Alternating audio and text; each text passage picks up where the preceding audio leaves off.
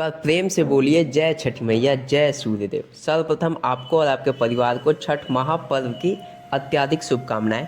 छठ मैया की कृपा हम सब पर बनी रहे। छठ पर्व की क्या विशेषताएं हैं? 4 दिनों का महापर्व छठ, जो नहान खान से प्रारंभ होकर छठ मैया के पूजन और सूर्य देव को सायंकाल और प्रातःकाल अर्घ देने पर समाप्त होता है।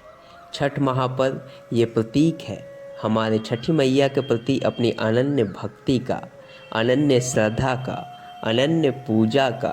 पूजा में प्रयोग होने वाले प्राकृतिक वस्तुएं जैसे फल, फूल, सब्जियां, ईख, पत्ते, तेल, घी, ठेकुआ, पणकिया इस बात का प्रतीक है कि जिस प्रकृति ने हमें जन्म दिया, जिस प्रकृति के कारण हम समस्त चराचर जीव जीवित हैं, उस महान प्रकृति के पूजन का, सूर्य देव को अर्घ देना, उनका पूजन करना इस बात का प्रतीक है कि जिनके कारण संपूर्ण प्रकृति अस्तित्व में है, उन महान सूर्य देव के पूजन का, छठ मैया की पूजन करना इस बात का प्रतीक है कि जिन माता के कारण संपूर्ण ब्रह्मांड अस्तित्व में है, उन महान आदिशक्ति छठ मैया के पूजन का।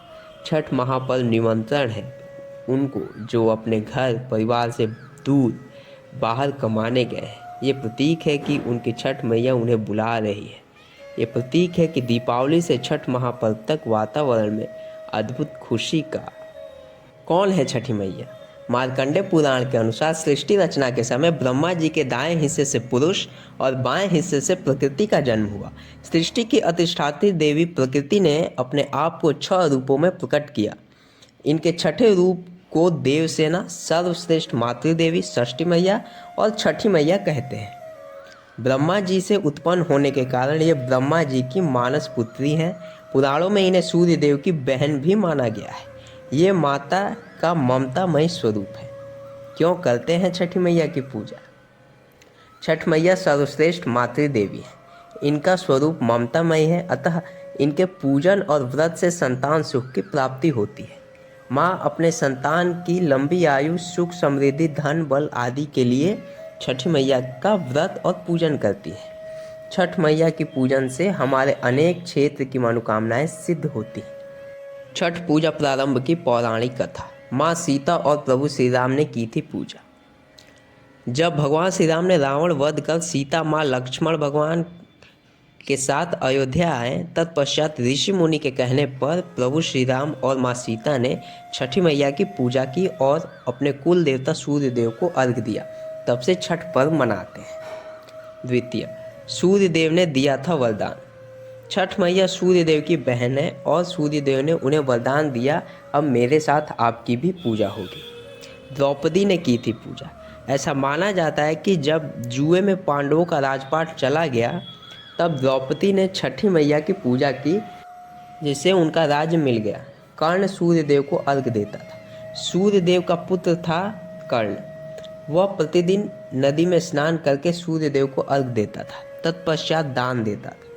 भगवान श्री कृष्ण ने उत्तरा को बताया था छठ महापर्व करने को। अभिमन्यु और उत्तरा के पुत्र को गर्भ में अश्वत्थामा द्वारा मारे जाने पर भगवान श्री कृष्ण ने उस पुत्र को जीवित कर दिया था और उसका नाम परीक्षित रखा और उत्तरा का छठ पूजा को करने को कहा। राजा प्रियव्रत और महारानी मालिनी ने की थी पूजा। एक बार एक राजा प्रियव्रत और महारानी मालिनी थे। उनके कोई संतान न होने के कारण दुखी रहते थे। तत्पश्चात महर्षि कश्यप ने पुत्रेष्टि यज्ञ करवाया और उनकी खीर महारानी को खिलाई, जिससे उन्होंने एक पुत्र को जन्म दिया, परंतु वह मरा हुआ जन्म लिया।